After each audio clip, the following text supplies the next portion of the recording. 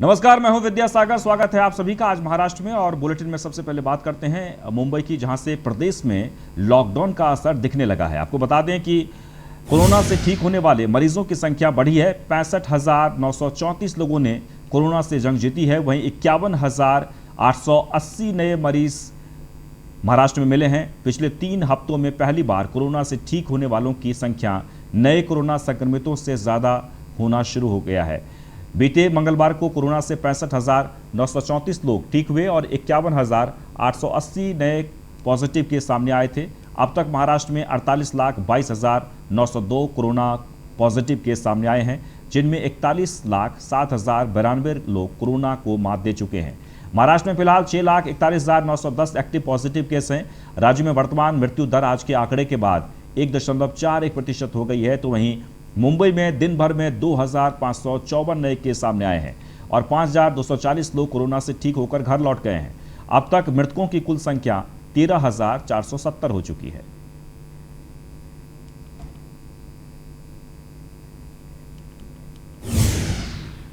वहीं supreme court से महाराष्ट्र सरकार को बड़ा झटका लगा है। सुप्रीम कोर्ट की 5 सदस्यीय संवैधानिक पीठ ने मराठा आरक्षण को रद्द कर दिया है। इस आरक्षण को सुप्रीम कोर्ट में चैलेंज किया गया था। आपको बता दें कि सुप्रीम कोर्ट ने सरकारी नौकरियों और दाखिले में मराठा समुदाय को आरक्षण देने संबंधी महाराष्ट्र के कानून को खारिज कर दिया है और इसे असंवैधानिक करार दिया।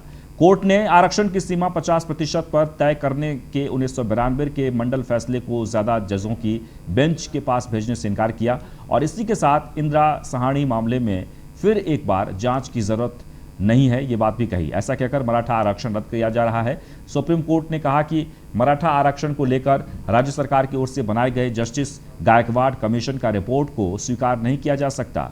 मराठा आरक्षण देने की जरूरत नहीं है और वर्तमान स्थितियों में आरक्षण देना मुमकिन नहीं है।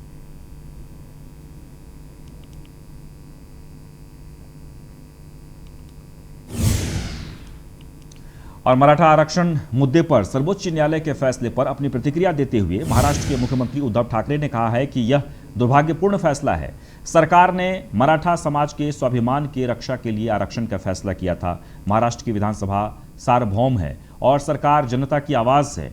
ठाकरे ने कहा कि मेरी प्रधानमंत्री और राष्ट्रपति के साथ जोड़कर विनती है कि वे मराठा समाज के साथ न्याय करें। उन्होंने कहा कि अब तक धारा 370, एट्रोसिटी एक्ट, शाहबानो जैसे मामलों में केंद्र सरकार ने संविधान संशोधन कर कानून बनाया है। इस मामले में जनता के साथ फैसले की उम्मीद है। उद्धव ठाकरे ने कहा कि सर्वोच्च न्यायालय का निर्णय स्वागत योग्य नहीं है, लेकिन किसी को भी इस मौके पर महाराष्ट्र का माहौल खराब करने की कोशिश नहीं करनी चाहिए, लोगों को उकसाना नहीं चाहिए। ठाकरे ने कहा कि मराठा आरक्षण को लेकर कानूनों की लड़ाई जीत तक जारी रहेगी।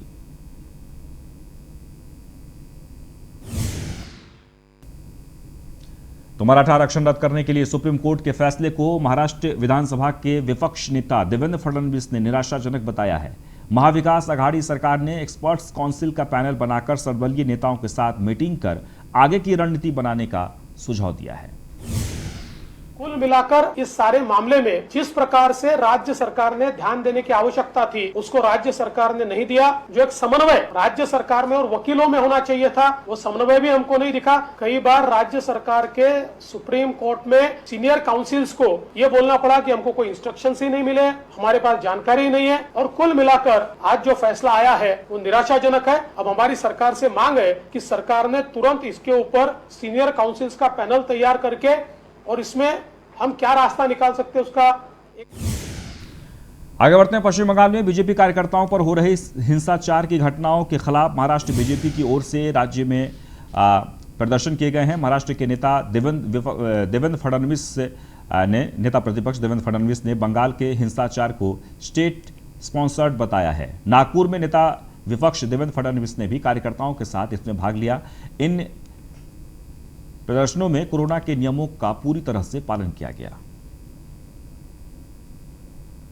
बंगाल में जिस प्रकार की घटनाएं घट रही है, ये लोकतंत्र की हत्या है, ये स्टेट स्पॉन्सर्ड टेररिज्म है। जिस प्रकार से चुनाव के बाद बीजेपी के कार्यकर्ताओं को, चाहे पुरुष कार्यकर्ताओं, महिला कार्यकर्ताओं, टारगेट किया जा रहा है, अत्याचार हो रहे हैं, ये मैं ऐसा मानता हूं कि लॉलेसनेस इसका ये पूरे तरीके से द्योतक है। भारतीय जनता पार्टी का एक एक देश का कार्यकर्ता ये बंगाल के साथ खड़ा है और अपने आप को प्रोग्रेसिव कहने वाले सारे के सारे लोग आज चुप है। इस हिंसा के ऊपर कोई बोलने को तैयार नहीं। बंगाल तो मराठा आरक्षण पर सुप्रीम कोर्ट के दिए फैसले के बारे में केंद्रीय राज्य मंत्री राव साहेब पाटिल दानवे ने कहा कि यह महाराष्ट्र के महाविकास आघाड़ी सरकार की नाकामयाबी का नतीजा है।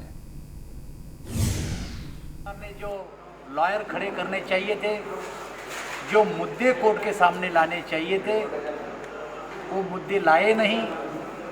और लॉयर की जो फौज खड़ी करनी चाहिए थी, जो टेक्निकल पॉइंट्स थे, वो पॉइंट्स कोर्ट के सामने लाना चाहिए थे, वो कोर्ट के सामने नहीं लाए। जब भारतीय जनता पार्टी का सरकार था, ने जो लॉयर मराठा आरक्षण पर सुप्रीम कोर्ट के फैसले पर वंचित बहुजन अघाड़ी के अध्यक्ष एडवोकेट प्रकाश आंबेडकर ने कहा कि इस आरक्षण की लड़ाई में सब मराठा जाति सब तक भाग नहीं लेंगे जब तक आरक्षण मिलना नामुमकिन है। कोर्ट ने मराठा आरक्षण पर अपना जजमेंट दिया है। वो जजमेंट में उन्होंने ये कहा है कि मराठा समाज जो है वो अमीर है, कई कारखाने का मालिक है, कोऑपरेटिव सोसाइटी उनमें है, बैंकिंग व्यवस्था उनके पास में है, उनके लोक प्रतिनिधि भी है और इसलिए किसी भी हालत में इनको गरीब नहीं कहा जा सकता। मराठा समाज में दो वर्ग है, एक अमीर वर्ग है और एक गरीब मराठा है। ये लड़ाई गरीब मराठा की थी। तो मराठा आरक्षण को लेकर सुप्रीम कोर्ट में महाराष्ट्र की महाविकास आघाड़ी सरकार असफल हो रही है, ऐसा आरोप केंद्रीय राज्य मंत्री रामदास अठावले की ओर से लगाया गया है। अपनी तरफ से वहां सही भूमिका रखनी चाहिए थी। उस सही भूमिका रखने में राज्य सरकार को सफलता मिली नहीं है। तो राज्य सरकार ने मराठा समाज के बारे में सही जो जानकारी है, ये जानकारी सुप्रीम कोर्ट को देने के लिए उसमें मतलब इतना ठीक। वह महाराष्ट्र के महाविकास आघाड़ी सरकार ने सुप्रीम कोर्ट में मराठा आरक्षण को लेकर ठीक से अपना पक्ष नहीं रखा, जिसके चलते आरक्षण रद्द हो गया है। ऐसा आरोप लगाते हुए जालना के बीजेपी जिलाध्यक्ष ने महाराष्ट्र सरकार का निषेध किया है। सुप्रीम कोर्ट का फैसला आने वाला था। कल शाम से महाराष्ट्र का तमाम मराठा बांधव ये सुप्रीम कोर्ट के फैसले के ऊपर लक्ष्य देके रहा था, लेकिन अभी अभी सुना है कि मराठा आरक्षण का जो याचिका थी वो यहाँ पे रद्द की गई है। मैं सर्वप्रथम ये महाराष्ट्र में जो तिघाड़ी सरकार है, राष्ट्रवादी कांग्रेस और शिवसेना का, ये सरकार का धिक्कार यहाँ पे करता हूँ। इसलिए धिक्कार करता हूँ कि ये सरकार ने मराठा समाज की जो कुछ बाजू सुप्रीम कोर्ट में अच्छी तरह से पेश करना चाहिए थी, वो वहाँ पर नहीं करा। इसलिए ये हमारा मराठा समाज का आरक्षण की याचिका मराठा समाज के विरुद्ध में। तो मराठा आरक्षण के मामले को लेकर सुप्रीम कोर्ट ने आरक्षण खारिज किया था, जिसके बाद मराठा समाज में नाराजगी दिख रही है। मराठा ठोक क्रांति मोर्चा की ओर से आज क्रांति चौक में दोपहर 1 बजे निषेध आंदोलन किया गया। आंदोलन के कुछ देर बाद मराठा क्रांति ठोक मोर्चा के समन्वयक रमेश कैरे पाटिल, अप्पा साहेब कुडेकर के साथ अन्य 2 कार्यकर्ताओं को पुलिस ने हिरासत में लिया है।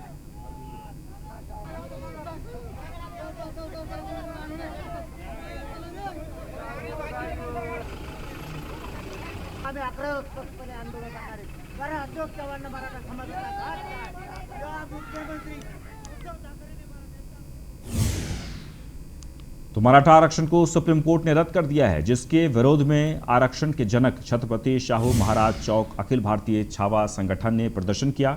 आंदोलनकारियों का कहना है कि महाराष्ट्र सरकार ने सुप्रीम कोर्ट में मराठा समुदाय का सही से अपना पक्ष नहीं रखा। इस अवसर पर जिला अध्यक्ष राजेंद्र सालुंके ने कहा कि आरक्षण को लेकर उग्र आंदोलन किया जाएगा।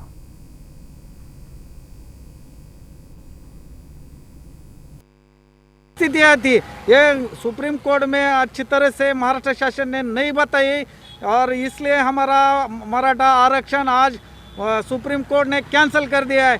इस वजह से हम अखिल भारतीय छावा संगठन इस घटना का तीव्र निषेध करते हैं। आज हमारे अखिल भारतीय छावा संगठन ने जो महाराष्ट्र शासन के खिलाफ बम मारो आंदोलन किया है, आज यहाँ से अब मराठा समाज की तो मराठा आरक्षण को लेकर सुप्रीम कोर्ट जाने वाले औरंगाबाद के एडवोकेट विनोद पाटिल ने सुप्रीम कोर्ट के फैसले के बाद कहा है कि अब केंद्र और राज्य सरकार हमारे लिए क्या करती है ये देखना होगा। इस बारे में विनोद पाटिल से बात की है हमारे मराठवाड़ा ब्यूरो चीफ गणेश यादव ने।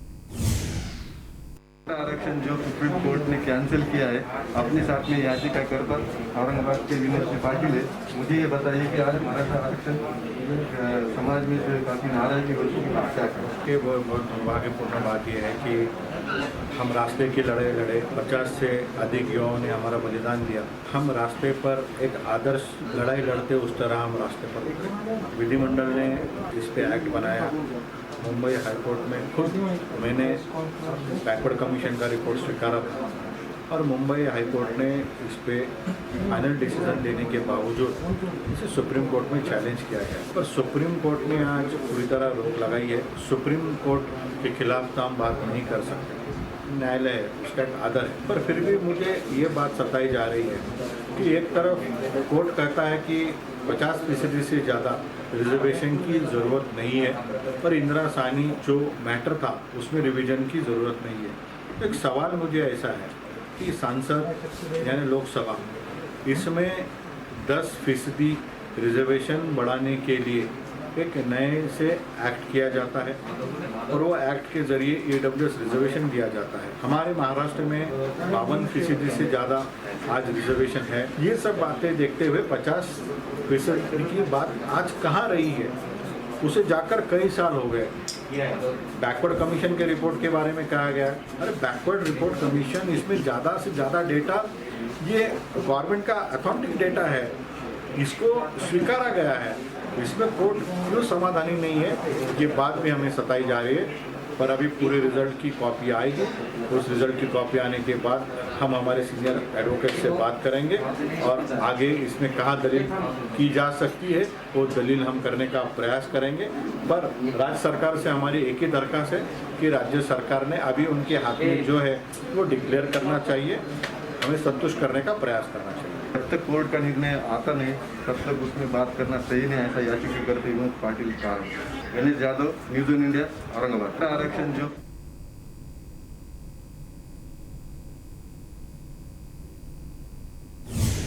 महाराष्ट्र के स्वास्थ्य मंत्री राजेश टोपे ने मंगलवार को मीडिया से महाराष्ट्र में वैक्सीन, ऑक्सीजन, रेमडेसिविर की कमी के संकट का जिक्र करते हुए राज्य में कोरोना से जुड़े हालात की विस्तार से जानकारी दी है। टोपे ने बताया कि महाराष्ट्र को प्रतिदिन 8 लाख डोज की जरूरत है, लेकिन सिर्फ 25,000 डोज ही मिल पा रहे हैं। उन्होंने बताया कि राज्य का पॉजिटिविटी रेट अब 22% तक पहुंच गया है, जबकि हमने टेस्टिंग कम नहीं की है। हम 2.5 लाख से 2.8 लाख टेस्ट प्रतिदिन कर रहे हैं। इनमें से करीब 65% टेस्ट RT-PCR टेस्ट हैं। टोपे ने कहा कि 45 साल से अधिक उम्र के लोगों के लिए सिर्फ 25 से 30 हज़ार वैक्सीन रह गई थी, इसलिए कई जगहों में वैक्सीनेशन को रोकना पड़ा। आज राज्य में कोविशील्ड के 9 लाख डोज आए हैं, इसलिए 45 साल से अधिक उम्र के लोगों के लिए ये डोज दिए जाने हैं, लेकिन ये डोज भी अगले 2 दिनों में ही खत्म हो जाएंगे। हमने अब तक 1 करोड़ 65 लाख लोगों का वैक्सीनेशन किया है। ये सभी लोग 45 साल से अधिक उम्र के हैं। टोपे ने कहा कि राज्य के सभी लोगों के लिए वैक्सीनेशन न सिर्फ हमारा लक्ष्य है, बल्कि हम इसके लिए एक चेक से पेमेंट करने को तैयार हैं, लेकिन उससे पहले वैक्सीन उपलब्ध होना जरूरी है। उन्होंने अपील की है कि बिना रजिस्ट्रेशन या मैसेज के वैक्सीन सेंटर में भीड़ न बढ़ाएं।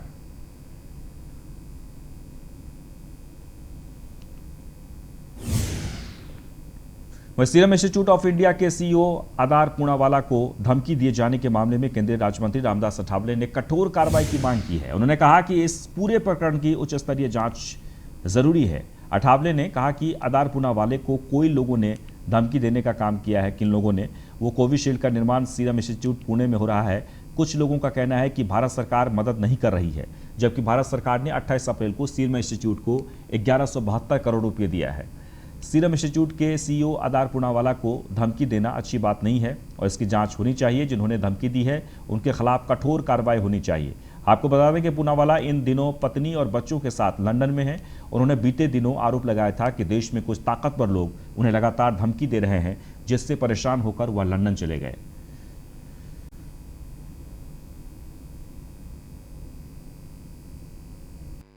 अदर पूनावाला इनको कई लोगों ने धमकी देने का काम किया है। एक तो कोविशील्ड का जो निर्माण सीरम इंस्टीट्यूट में पुणे में हो रहा है। मैक्सिमम लोगों को लस देने का संकल्प आदर पूनावाला का है, लेकिन उनको धमकी देने का मतलब क्या है? और भारत सरकार कुछ नहीं कर रही। इसी तरह का भी आरोप विरोधी लोग करते रहते हैं। भारत सरकार ने 28 अप्रैल को 1172 करोड़ 50 लाख रुपया सीरम इंस्टीट्यूट को भर दिया है, और मई से लेकर जुलाई तक मतलब जो 11 करोड़ जो डोज है, तो वो डोज का बुकिंग भी मतलब भारत सरकार ने क्या किया। वहीं कोरोना नियमों का पालन न करने वाले व्यापारी और विक्रेता के खिलाफ प्रशासन सख्त हो गया है। वर्धा जिले में कोरोना मरीजों की संख्या बढ़ रही है। प्रशासन के निर्देश का पालन नहीं हो रहा था, इसलिए प्रशासन की सख्ती से ये कार्रवाई अब शहर में भी की जा रही है। बता दें कि 3 दिन में कार्रवाई का सिलसिला शुरू किया गया। साथ ही नियमों की धज्जियां उड़ाने वाले 100 से ऊपर दुकानों को सील भी किया गया है और 125 गाड़ियां भी जब्त की गई है। ये कार्रवाई महसूल विभाग, पुलिस दल और नगर परिषद ने संयुक्त रूप से की है। शहर में जो इस समय लॉकडाउन शुरू है, उसके बारे में सभी व्यापारियों को, सभी फेरी वालों को, जिनकी जीवनावश्यक वस्तुएं हैं और जिनकी दुकानें हैं, उन्हें बताया गया था कि निर्बंधों का पालन सख्ती से करें, क्योंकि इस बार जो कोरोना तेज़ी से फैल रहा है, जिस तरीके से तेज़ी से मौतें हो रही है, इतनी भयानक पोजीशन है कि स्मशान भूमि में जलाने के लिए भी जगह उपलब्ध नहीं हो रही है और हॉस्पिटल में बेड अवेलेबल नहीं है। इस संदर्भ में व्यापारियों को सूचना दी गई थी कि मार्केट में गर्दी ना हो और वो नियमों का पालन करके कार्रवाई करें, परंतु कुछ दुकानें ऐसा दिखाई दिया कि शटर आधा करके या फिर शटर डाल के अंदर में ग्राहकों को लेके व्यापार कर रहे हैं, जो कि अलाउड नहीं है, जो कि सेवा बंदी है। उसी प्रकार कुछ किराना दुकान जो अत्यावश्यक सेवा में आते हैं, होटल, वो भी जो सोशल डिस्टेंसिंग का फॉलो नहीं कर रहे, नियमों का पालन नहीं कर रहे, भीड़ हो रही वहाँ पर। इनके ऊपर नगर परिषद प्रशासन, महसूल और पुलिस प्रशासन तीनों की ओर से कार्रवाई की जा रही है, सख्त कार्रवाई की जाए। वहीं हिंगोली के हल्दी मार्केट में महाराष्ट्र और बाहरी राज्यों से भी हल्दी खरीदी के लिए किसान और व्यापारी बड़ी संख्या में आते हैं, जिसके चलते इस मार्केट में भारी भीड़ देखने को मिल रही है और इसी के चलते यहां पर कोरोना नियमों की बुरी तरह से धज्जियां उड़ती दिखाई दे रही है। बता दें कि हल्दी मार्केट को लगभग 20 दिनों के बाद शुरू किया गया है, उसी के चलते इस मार्केट में भारी भीड़ देखने को मिल रही है। तो वहीं दूसरी तरफ कोरोना का खतरा भी बढ़ा हुआ है। बाहर से आने वाले लोग बिना मास्क लगाए कामकाज कर रहे हैं और इससे जिले में और भी बाहर यानी कोरोना बढ़ने की आशंका जताई जा रही है।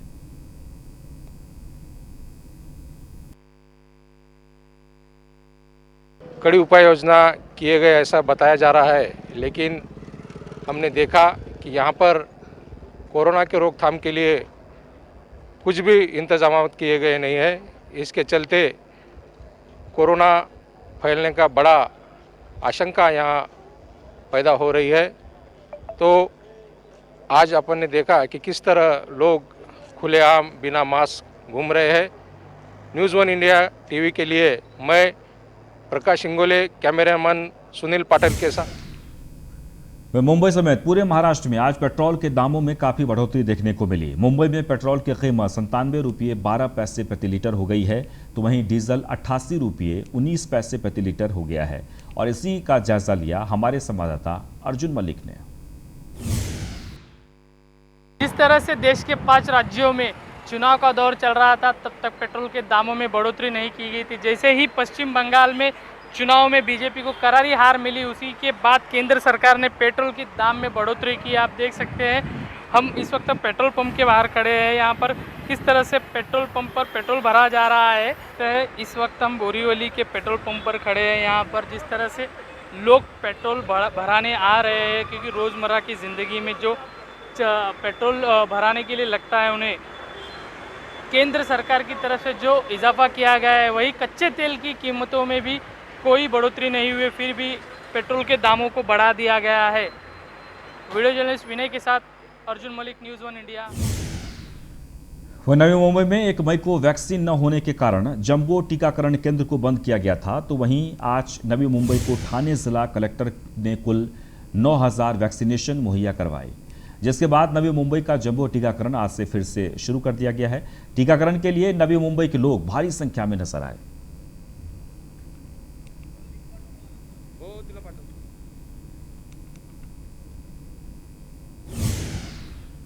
औरंगाबाद के बैजापुर में कोरोना नियमों का उल्लंघन करने वाले 6 व्यापारियों से प्रशासन ने जुर्माना वसूला है। प्रशासन ने व्यापारियों से 24,000 रुपये का जुर्माना वसूला है। आपको बता दें कि महाराष्ट्र सरकार ने बढ़ते कोरोना के मामलों को लेकर व्यापारियों को सुबह 7 से 11 बजे तक दुकानें खोलने के आदेश दिए हैं, लेकिन व्यापारी नियमों का उल्लंघन कर इसके बाद भी दुकानें खुली रख रहे हैं।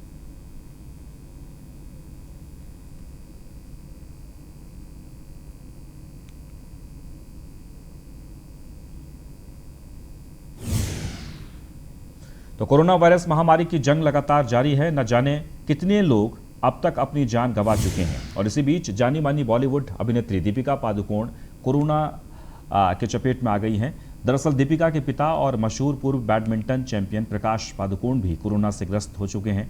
इतना ही नहीं, दीपिका की मां और बहन को भी इस वायरस ने अपनी चपेट में ले लिया है।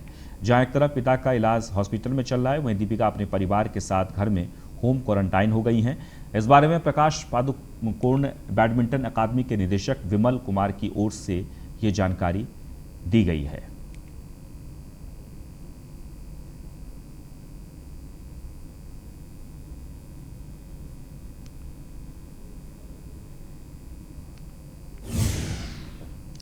स्थानीय आपराधिक जांच विभाग ने रायगढ़ जिले के विभिन्न हिस्सों में चोरी करने वाले गिरोह का पर्दाफाश किया है। मामले में पुलिस ने 11 चोरों को गिरफ्तार किया है। पुलिस ने चोरों के पास से 4,38,228 रुपये भी जब्त किए हैं। पुलिस ने सभी चोरों को कोर्ट में पेश किया, जहां कोर्ट ने सभी को जेल भेज दिया है।